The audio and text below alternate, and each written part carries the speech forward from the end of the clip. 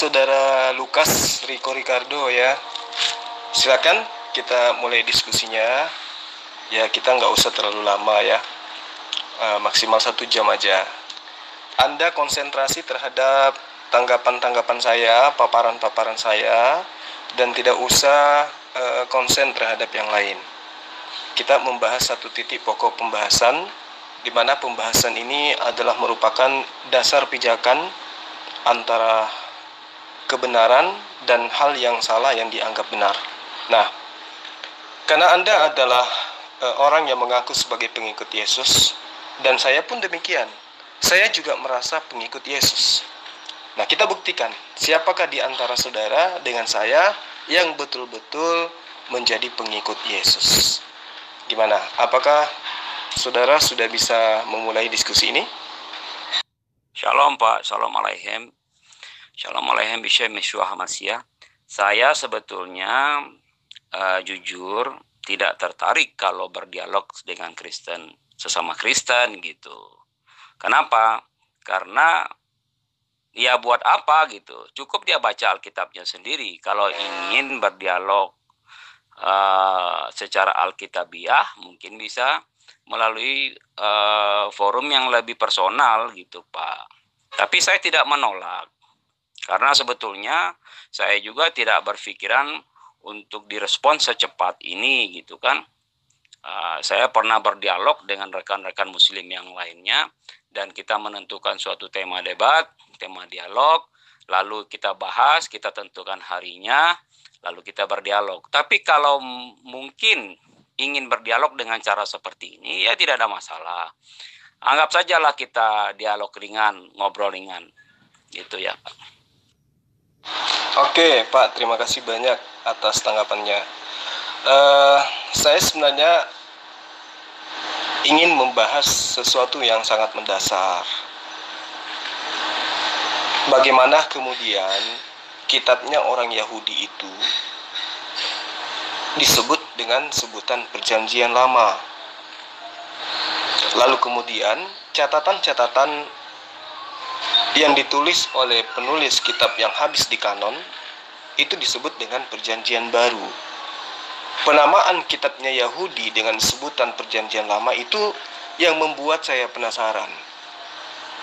Ya, siapa yang memberikan nama itu dan apa tujuannya?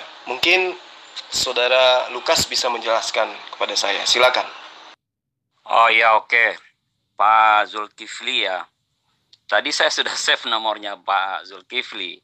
Tapi tiba-tiba muncul lagi nomor lain, saja agak bingung juga. Saya agak susah mengingat-ingat suara seseorang gitu. Ya nggak apa-apa Pak Zulkifli, nanti saya save lagi nomor ini. Mungkin Bapak punya beberapa nomor, jadi saya bingung nih. Jangan diganti nomornya ya Pak. Mengenai Perjanjian Lama dan Perjanjian Baru. Ini kita lihat dari intertekstuality kata dulu ya. Kalau Perjanjian Lama itu, kalau orang Yahudi menyebutnya sebagai tanah. Pak Zulkifli pasti sedikitnya sudah paham, sudah tahu ya. Di dalam tanah itu ada yang namanya 5 sefer. Sefer Bereshit, Sefer Hamidbar, Sefer Shemot, Sefer Vaikra, Sefer Devarim.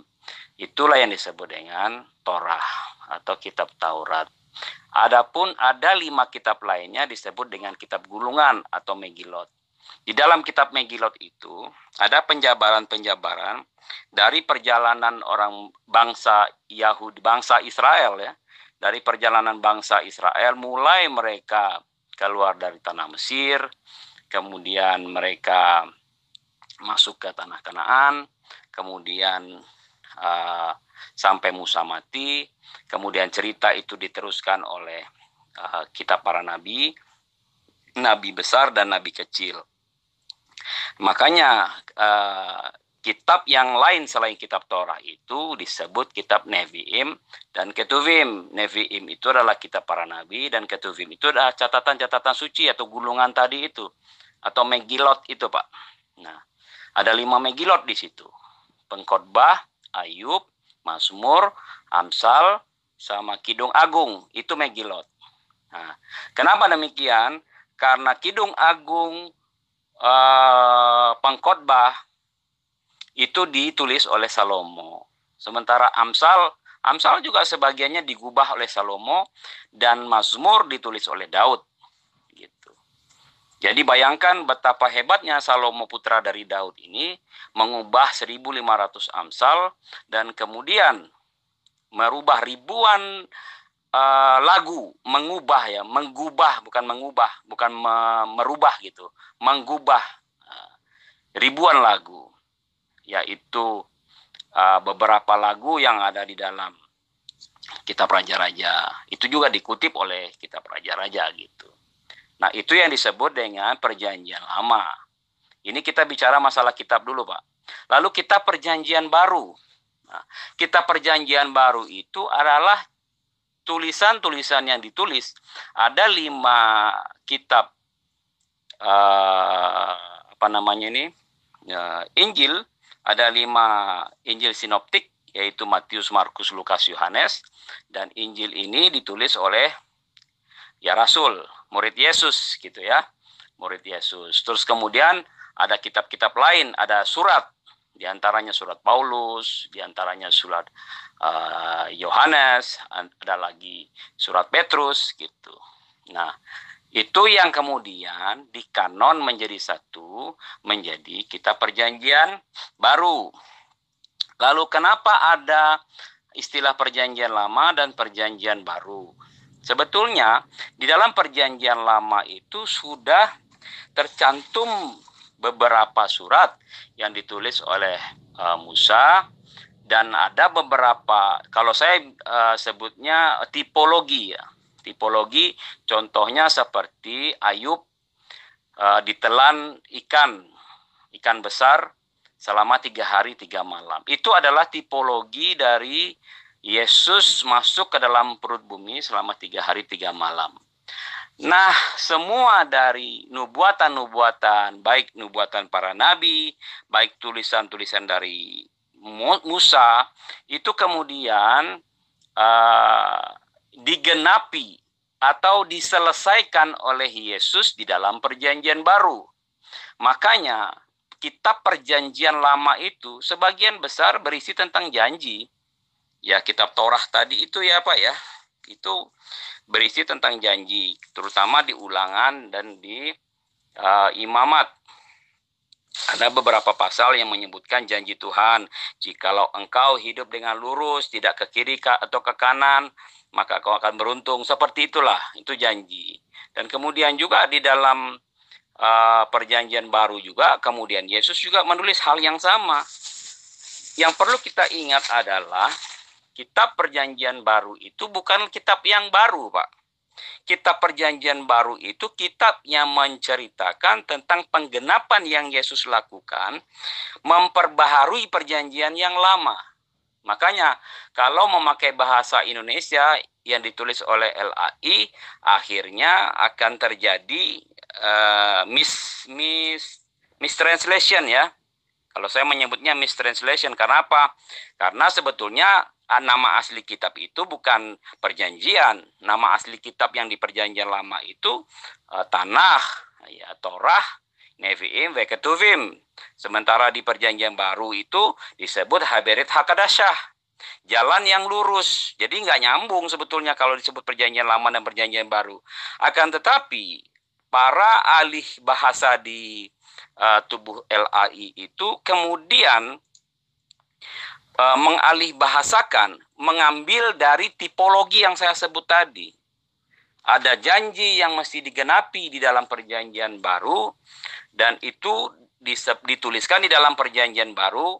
Makanya ketika Yesus disalib, kata terakhir itu adalah tetelestai, semua sudah selesai. Artinya yang dinubuatkan di dalam kitab Tanakh itu sudah digenapi di dalam Perjanjian yang baru, di dalam Haberet Hakadasyah. Ketika Yesus disalib, itulah penuntasan semua nubuatan yang Tuhan lakukan. Ketika Yesus menjadi daging, firman itu turun ke dunia, firman itu menjadi daging, menjadi Bashar. Kalau dalam bahasa Ibraninya, firman itu menjadi bashar. Nah, firman itu menjadi bashar. Bashar ini disebut juga dengan Injil. Dari mana katanya, Pak? Di situ ada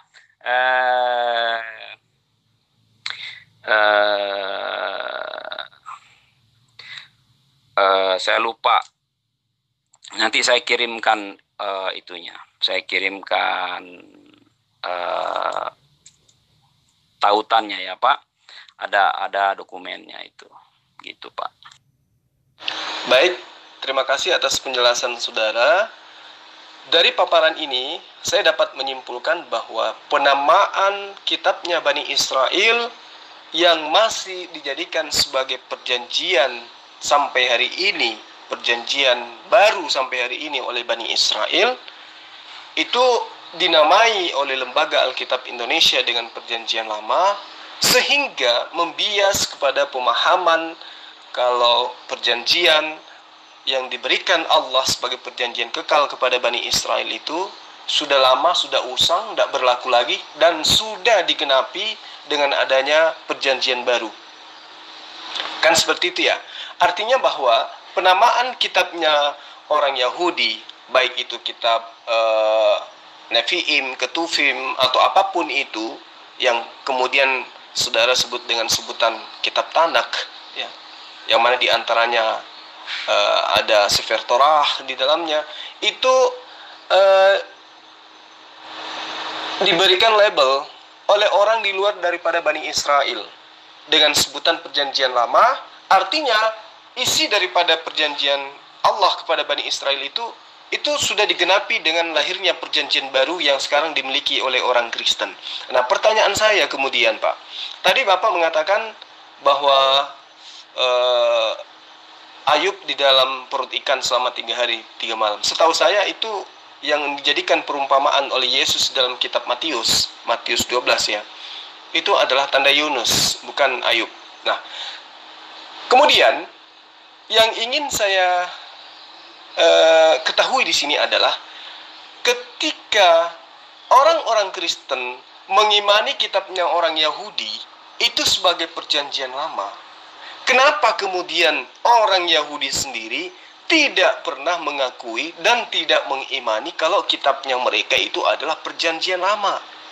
Tetapi mereka tetap saja mengaku bahwa itu adalah perjanjian kekal, sebagaimana yang tertuang di dalam Yeremia 31 ayat 33, bahwa perjanjian baru Allah justru hukum Torah itu yang terkandung di dalam Sefer Torah itulah kemudian yang dianggap sebagai perjanjian baru. Dan orang Yahudi yang mempunyai kitab Torah atau kitab Tanakh tidak pernah mengimani kitabnya akan tergantikan dengan kitab perjanjian baru. Berarti antara pemilik kitab dengan Kristen itu tidak sinkron.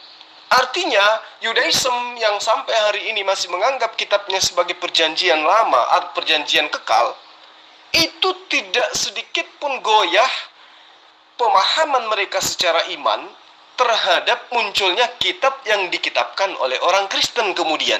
Nah, itu apa sebabnya kira-kira? Ini yang perlu dijelaskan secara mendalam.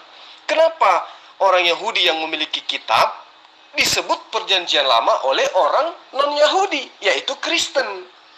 Nah, itu loh Pak. Mungkin Bapak bisa nangkap pertanyaan saya. Silakan. Ya, Pak, terima kasih koreksinya Pak Zulkifli. Maksud saya memang Yunus, tanda Yunus itu tadi. Saya ingatnya malah ke Ayub gitu. Terima kasih koreksinya. Betul, Yunus, tanda Yunus. Ya, perjanjian yang baru atau perjanjian Bani Israel yang Anda sebutkan itu sebetulnya bukan perjanjian yang baru. Makanya ada satu ayat di dalam perjanjian baru itu disebutkan, janganlah memasukkan anggur yang baru ke dalam kantong yang lama, karena akan merobek kantong lama itu. Maksudnya adalah perjanjian baru dan perjanjian lama ini terlepas dari orang Yahudi percaya atau tidak. Ini kan menjadi pertentangan ribuan tahun. Ada yang kemudian orang-orang Yahudi ini, orang Israel ini kemudian berubah pikiran.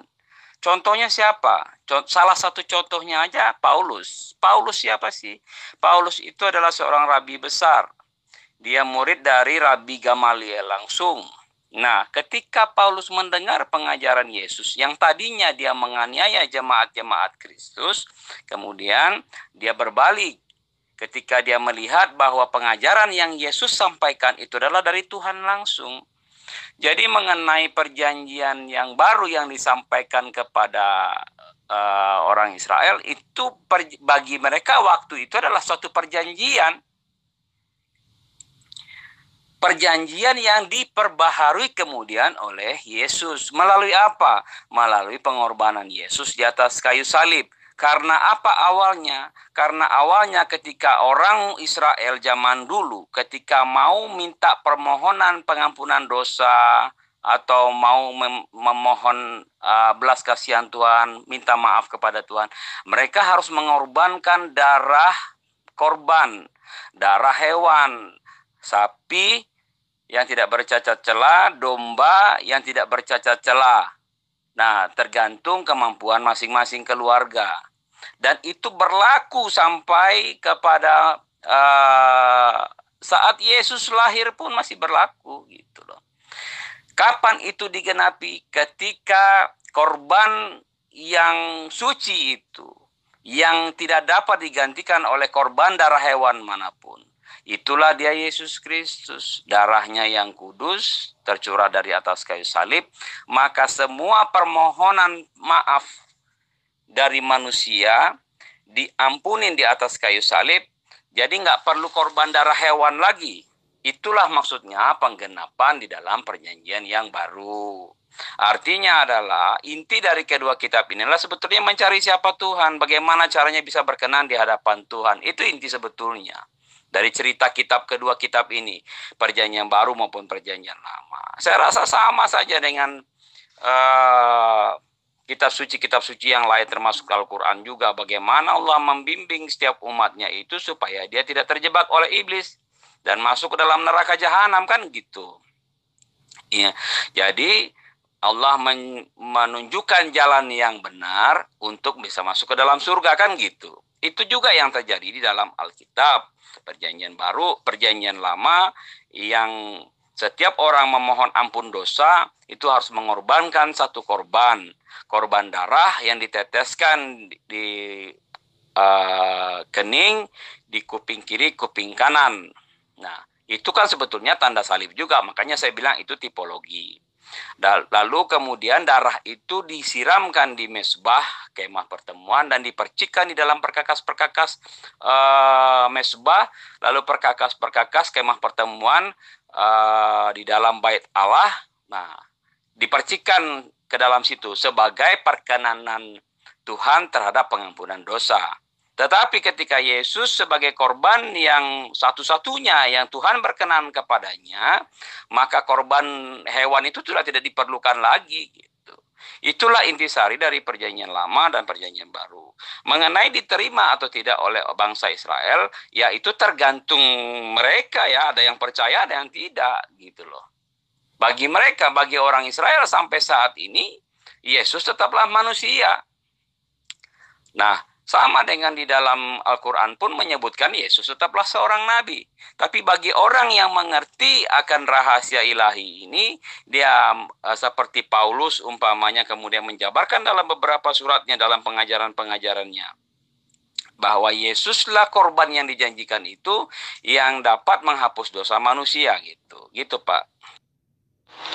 Jadi gini, ketika saudara mengatakan bahwa perjanjian yang saya katakan itu sebagai perjanjian baru kepada Bani Israel, kemudian saudara katakan itu bukan perjanjian baru, ya entah siapa yang salah di sini. Karena di kitab Yeremia ayat 31 dari bab 31 itu jelas di situ dikatakan Allah akan memberikan perjanjian baru gitu loh.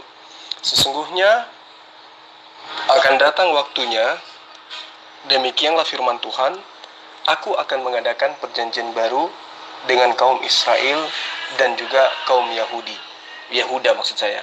Jadi di situ Allah berjanji akan memberikan perjanjian baru, ya. Allah akan mengadakan perjanjian baru dengan kaum Israel dan juga kaum Yehuda. Akan datang waktunya menurut ayat ini.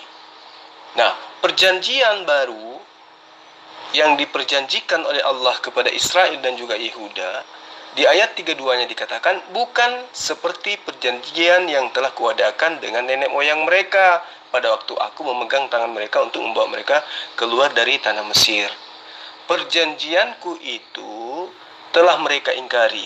Artinya perjanjian lama. Ya tak? Meskipun aku menjadi tuan yang berkuasa atas mereka. Demikianlah firman Tuhan. Nah, tetapi Allah menjelaskan di ayat 33-nya, tetapi beginilah perjanjian baru yang akan kuadakan dengan kaum Israel sesudah waktu itu. Demikianlah firman Tuhan. Yaitu, aku akan menaruh Tauratku di dalam batin mereka dan menuliskannya dalam hati mereka. Maka aku akan menjadi Allah mereka dan mereka akan menjadi umatku. Nah, itulah perjanjian baru Allah kepada Bani Israel. Apa itu? Hukum Taurat. Nah, makanya muncul pertanyaan saya tadi. Dari mana dan dari sudut pandang apa kemudian dikatakan kitabnya Bani Israel yang berupa hukum-hukum Torah itu sebagai perjanjian lama?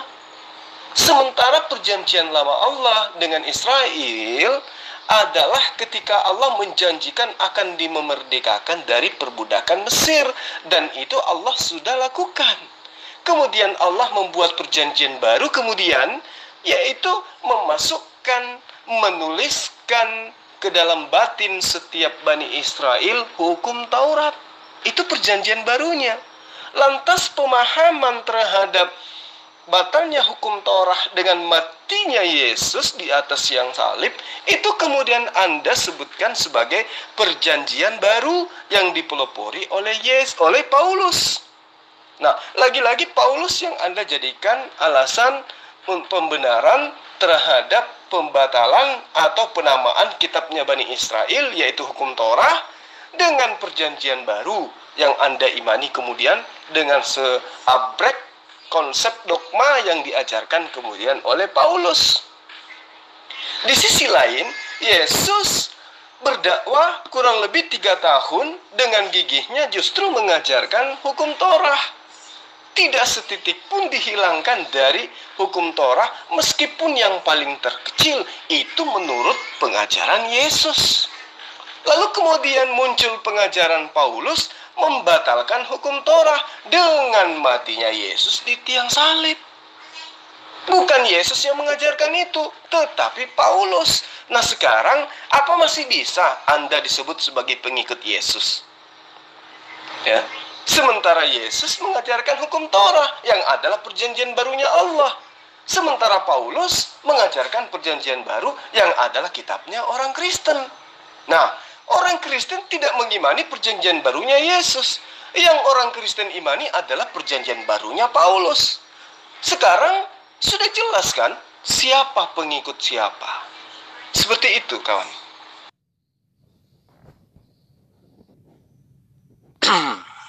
Ya, sebetulnya apa yang kita pahami sepanjang ini, Pak, ini hanya sebagai sebuah asumsi-asumsi.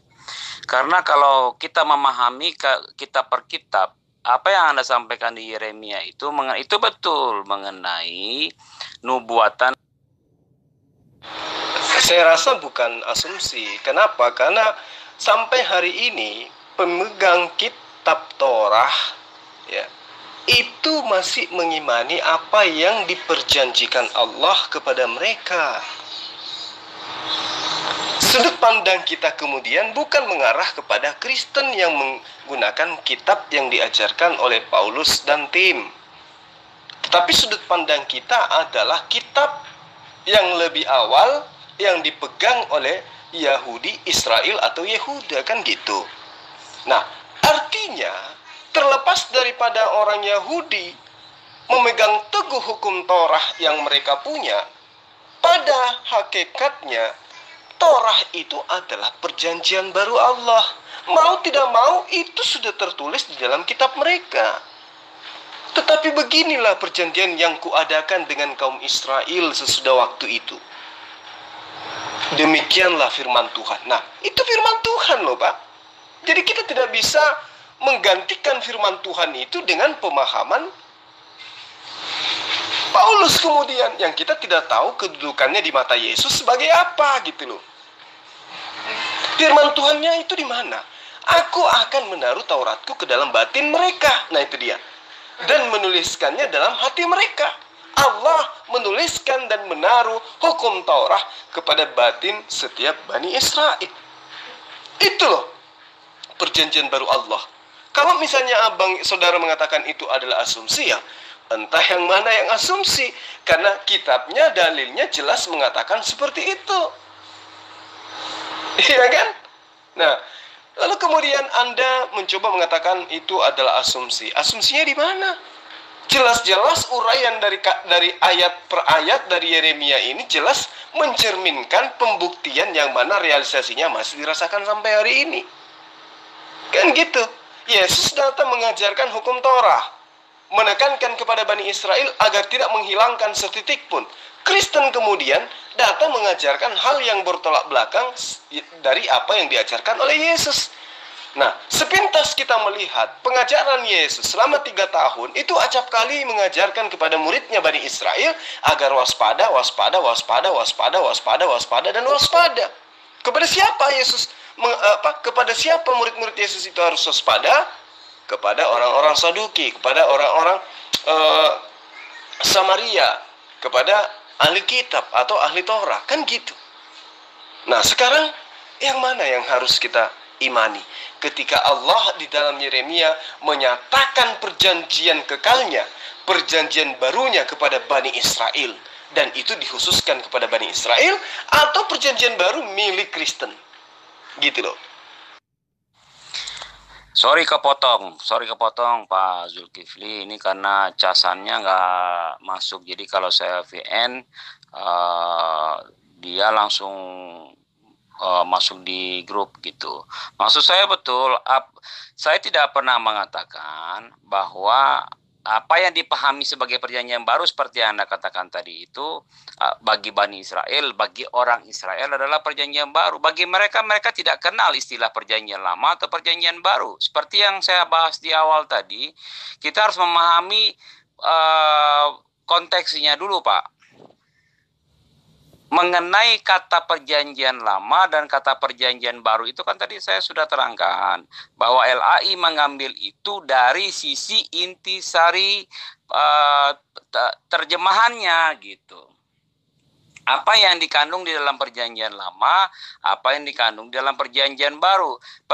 Ketika Yesus mati di atas kayu salib itu bukan berarti Yesus membatalkan hukum Taurat. Karena di Matius itu tidak satu iota pun akan dihapus dari, lebih baik seluruh dunia ini hilang daripada menghapus satu iota di dalam hukum Taurat gitu. Hukum Taurat itu digenapi. Artinya apa yang diminta oleh bangsa Israel sudah menjadi genap oleh kematian Yesus. Melalui apa? Melalui korban di atas kayu salib. Untuk apa? Untuk korban darah. Karena pengampunan dosa tidak bisa dilakukan menurut orang Yahudi ya, pengampunan dosa tidak dapat dilakukan, diterima Tuhan tanpa korban. Harus ada korban darah yang tercurah.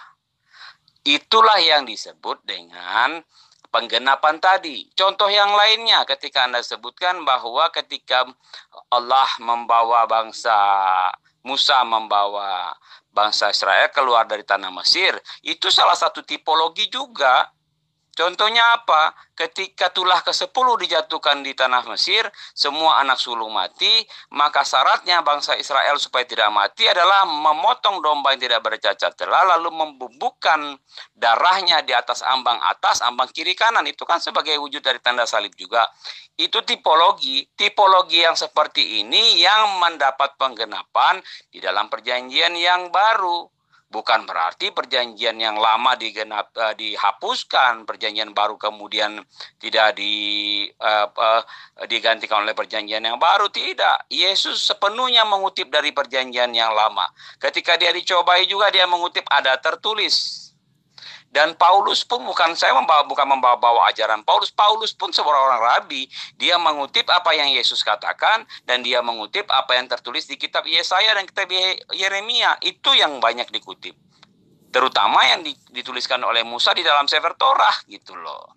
Gitu Pak Zulkifli. Pemahamannya itu adalah, saya tahu maksud Anda bahwa berdasarkan Yeremia tadi itulah kemudian bahwa Nabi Muhammad membawa risalah yang baru, kan gitu kan. Menyempurnakan ajaran, kan sebetulnya arahnya kan ke situ.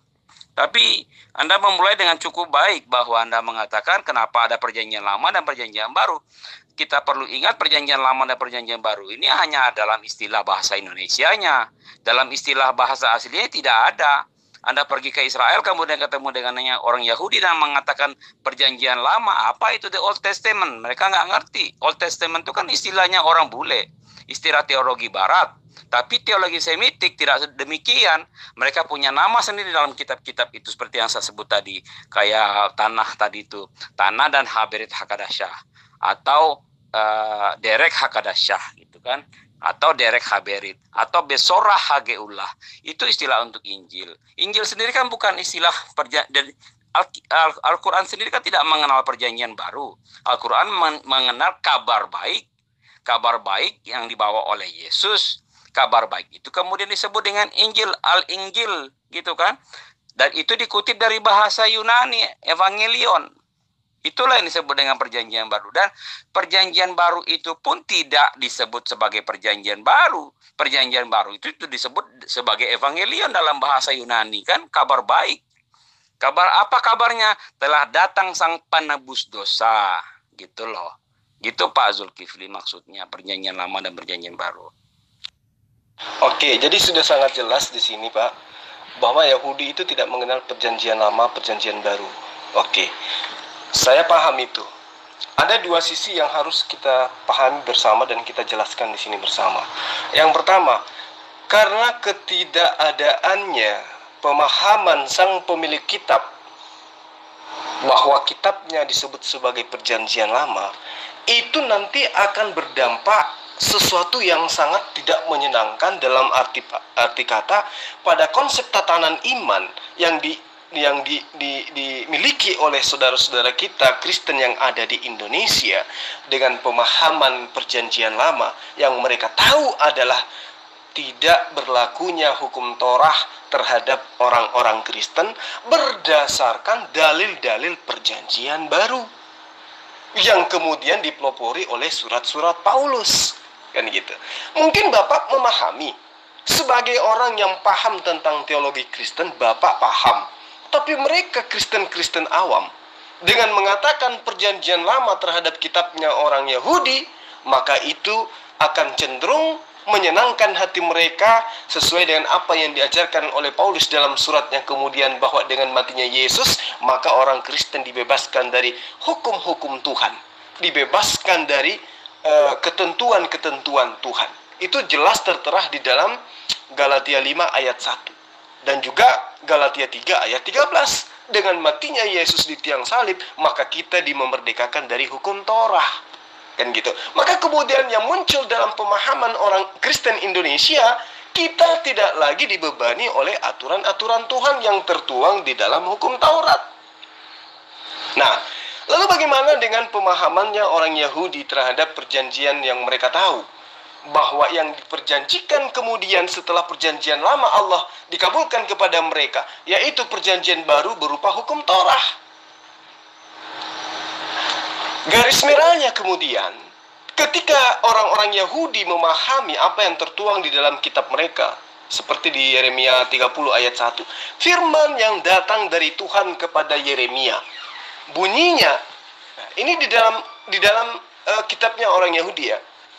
Bunyinya, beginilah firman Tuhan, Allah Israel, tuliskanlah segala perkataan yang kufirmankan kepadamu di dalam suatu kitab.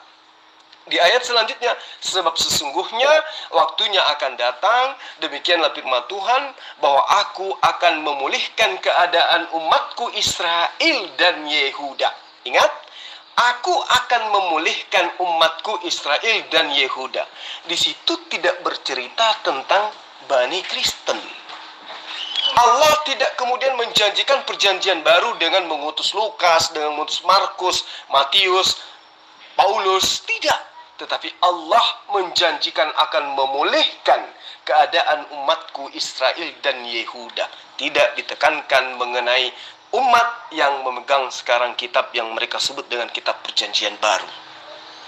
Jadi yang perlu dipahami secara mendalam di sini, apa yang tertuang di dalam Yeremia 30 ayat 1, Yeremia 33 ayat 26, yang kemudian finalnya berada di dalam kitab Yeremia 31 ayat 33, bahwa perjanjian baru Allah kepada Bani Israel, meskipun mereka tidak mengatakan bahwa perjanjian baru itu adalah Taurat, tetapi pada dasarnya kitabnya sendiri yang menerangkan perjanjian lama Allah adalah ketika Allah berjanji kepada Musa untuk membawa kaumnya keluar terbebas dari perbudakan Mesir, dan itu telah direalisasikan.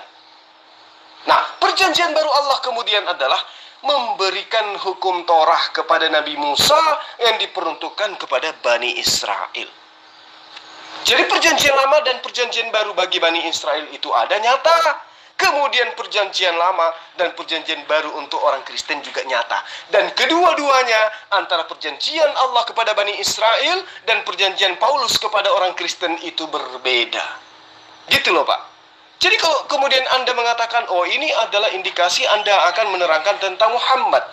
Tidak, saya sama sekali tidak akan menjelaskan itu kepada Anda. Ini kaitannya antara perjanjian lama dan perjanjian baru yang orang Kristen imani kitabnya orang Yahudi dengan sebutan perjanjian lama, sementara orang Yahudi sendiri mengimani kitabnya itulah justru perjanjian baru itu. Perjanjian baru Allah kepada Bani Israel, perjanjian baru Paulus kepada orang Kristen non-Yahudi. Gitu loh Pak. Jadi perjanjian barunya Paulus terhadap non-Yahudi adalah dengan matinya Yesus, maka hukum Torah batal. Galatia 5 ayat 1. Dengan matinya Yesus di atas tiang salib, kita dimerdekakan dari hukum Tuhan dan dibebaskan dari kuk penghambaan. Jadi bukan hanya dibebaskan dari hukum, Pak. Bukan hanya dibebaskan dari ketentuan-ketentuan, tetapi Kristen menurut sang penjanji Paulus, Kristen dibebaskan dari kuk penghambaan. Jadi kalau Kristen tak menghamba diri kepada Tuhan, nggak apa-apa. Menurut perjanjian barunya umat Kristen.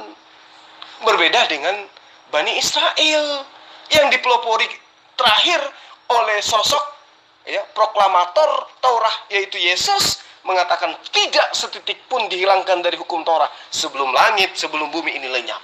Bumi dan langit belum lenyap, Pak. Tapi kemudian hukum Taurat itu sudah digantikan oleh Paulus, berubah menjadi perjanjian baru milik Kristen, yaitu gospel. Perjanjian lama satu Tuhan, perjanjian baru milik Kristen, perjanjian barunya umat Yahudi satu Tuhan, perjanjian lamanya umat Kristen tiga Tuhan. Perjanjian barunya orang Yahudi adalah Sabat, perjanjian barunya Kristen adalah Minggu. Perjanjian barunya orang Yahudi adalah hukum Torah, perjanjian barunya orang Kristen umatnya Paulus adalah pembebasan, kemerdekaan dari hukum Torah. Jadi sangat berbeda, Pak. Makanya muncul pertanyaan, apa yang mendasari umat Kristen menamai kitabnya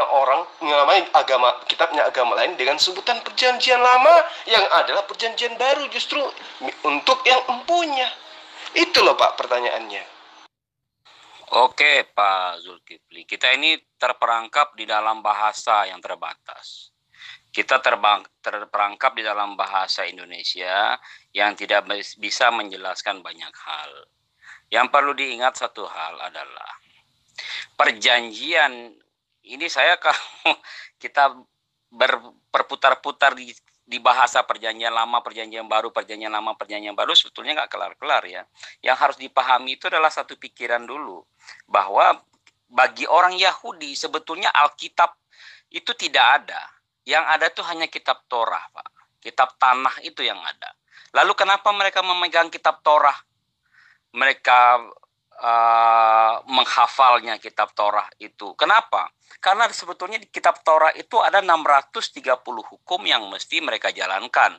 Ada 4.900 hukum di belakang 613 hukum tadi. Itu sebagai resiko dari hukum yang tidak mereka jalankan. Kalau ada satu hukum yang mereka tidak jalankan dari 4.900 hukum itu, maka 10 hukum Tuhan yang diturunkan kepada Musa itu semuanya batal. Tidak ada yang dapat hidup kosher. Tidak ada yang dapat hidup kudus. Tidak ada yang dapat masuk ke dalam surga. Itu inti sebetulnya. Jadi Tuhan menurunkan 10 perintah Tuhan itu supaya dapat dijalankan oleh orang-orang Yahudi. Agar apa? Agar mereka dapat layak di hadapan Tuhan dan masuk dalam surga. Itu inti sebetulnya cerita itu. Bukan dia nggak lari kemana-mana dengan banyaknya kitab di dalam itu. Itu hanya penjabaran saja. Hanya penjabaran bagaimana itu harus dilakukan. Bayangkan 613 hukum itu harus dijalankan oleh seorang rabi, lalu kemudian dia menerjemahkan 4.900 hukum lainnya di dalam Misnah Sanhedrin, termasuk juga ada di dalam Talmud, termasuk juga ada di dalam belum lagi di dalam Tanakh tadi termasuk juga. Itu semua harus dijalankan. Nah, Paulus bukan memurnikan itu. Paulus bukan berarti membatalkan itu. Di dalam Galatia yang Bapak sebutkan tadi itu kan bukan dibatalkan, dimerdekakan. Artinya, mungkin betul yang Bapak bilang. Kalau bagi orang yang Kristen tidak tahu mengenai hal ini, bahwa mereka menganggap dosa sudah selesai, lalu kemudian mereka dapat berbuat seenaknya. Tidak begitu juga. Artinya seperti ini loh. Ketika seorang berhutang, lalu ada seseorang yang menghapuskan hutangnya, apakah tiba-tiba dia berpikiran untuk berhutang lagi? Nah, itu yang pertama. Ya, itulah yang disebut oleh kuk penghambaan. Kuk penghambaan itu bukan berarti kuk penghambaan kepada Tuhan, itu bahasa lain. Dalam bahasa aslinya kan tidak disebut demikian. Kuk penghambaan itu yang dimaksud dengan bagaimana, kenapa kok ada kuk itu di dalam tradisi Yahudi ada segulungan kitab Torah dan Tanakh itu. Lalu gulungan itu ditaruh di pundaknya seorang anak ketika dia sudah selesai menyelesaikan sekolahnya dari umur 5 tahun sampai umur 12 tahun. Lalu ditaruh kuk itu di lehernya. Nah, kenapa dipakai kata kuk? Kuk itu yang biasanya dipakai ditaruh di atas lehernya kerbau atau sapi untuk menggiling gandum. Jadi istilah kuk itu yang dipakai dengan cara yang sama. Kuk itulah yang mereka harus kerjakan di dalam hidup mereka ketika mereka sudah selesai melakukan belajar di dalam midras tadi itu, Pak. Nah, kemudian kalau masalah Paulus itu, saya agak bingung karena sudah kemana-mana ini fokusnya. Jadi kita tidak fokus ke dalam satu pembahasan ya. Jadi kalau menurut Paulus kemudian kita dimerdekakan dari kuk yang seperti itu. Bukan berarti merdeka dari hukum segala-galanya. Hukum itu yang sudah digenapi di dalam kehidupan, di dalam kematian Kristus di atas kayu salib gitu. Jadi itulah yang dimaksud memerdekakan orang dari kuk. Nah, gitu loh Pak.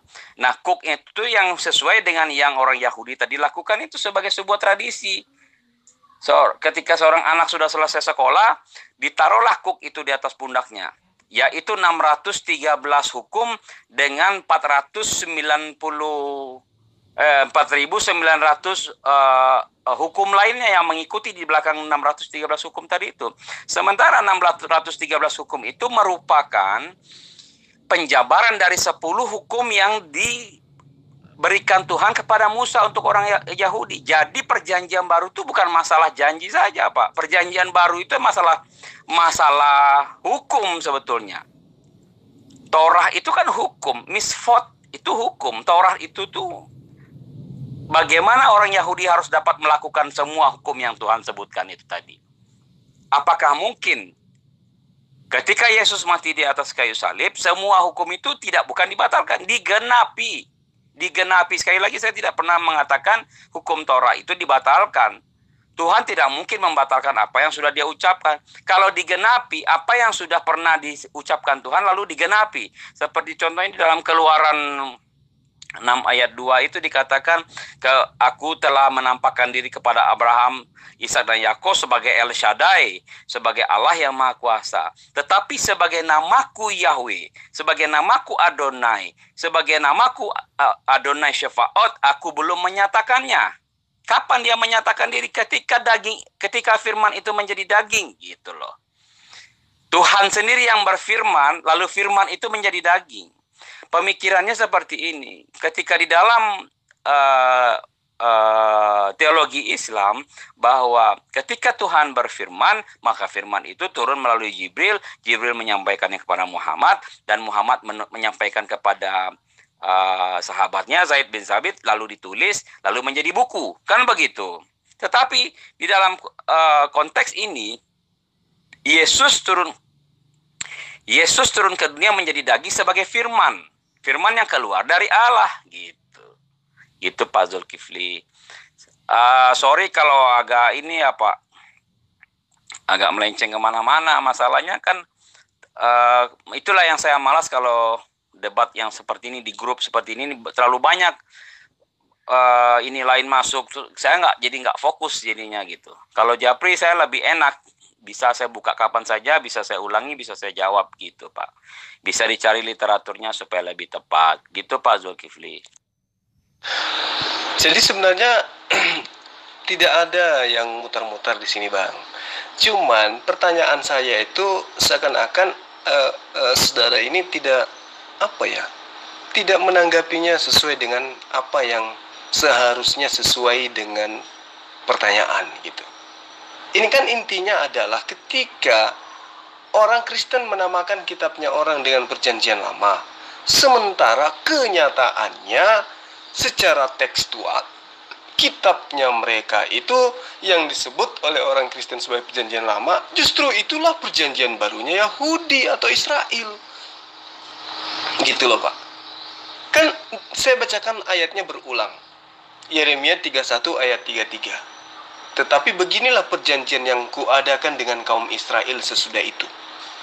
Demikian firman Tuhan. Aku akan menaruh Tauratku di dalam batin mereka dan menuliskan dalam hati mereka. Maka aku akan menjadi Allah mereka dan mereka akan menjadi umatku. Itu perjanjian baru Allah kepada Bani Israel. Jadi perjanjian baru yang sebenarnya itu bukan kitab Kristen. Bukan Pak. Perjanjian barunya Bani Israel itu kitab Torah, yang kemudian diklaim sebagai perjanjian lama oleh orang Kristen dan mengambil catatan-catatan orang yang tidak jelas menjadi perjanjian baru. Sementara firman Allah di dalam kitab Torah itulah perjanjian baru Allah kepada Bani Israel. Kan gitu Pak. Jadi bukan muter-muter, tapi Bapak yang kayaknya tidak memahami atau gimana ceritanya ini terhadap pertanyaan saya. Ya, kenapa orang Kristen menyebut kitabnya orang Yahudi sebagai perjanjian lama, sementara orang Yahudi justru mengimani kitab mereka dengan sebutan perjanjian baru sesuai dengan dalil. Gitu loh. Kan dikatakan di ayat 31-nya, sesungguhnya akan datang waktunya. Apa itu maksudnya? Ya, akan datang waktu di mana perjanjian Allah itu kepada Israel dan Yehuda itu berubah dari perjanjian lama menjadi perjanjian baru. Dan ternyata di ayat 33-nya dikatakan perjanjiannya itu kemudian adalah hukum Taurat yang dimasukkan ke dalam batin setiap umat Yahudi, umat Israel. Gitu. Jadi kedudukan kitabnya Bani Israel yang adalah Torah itu tidak bisa dibatalkan dengan matinya Yesus di tiang salib, Pak. Apapun ceritanya. Kenapa? Karena perjanjian baru Allah itu adalah Taurat itu sendiri.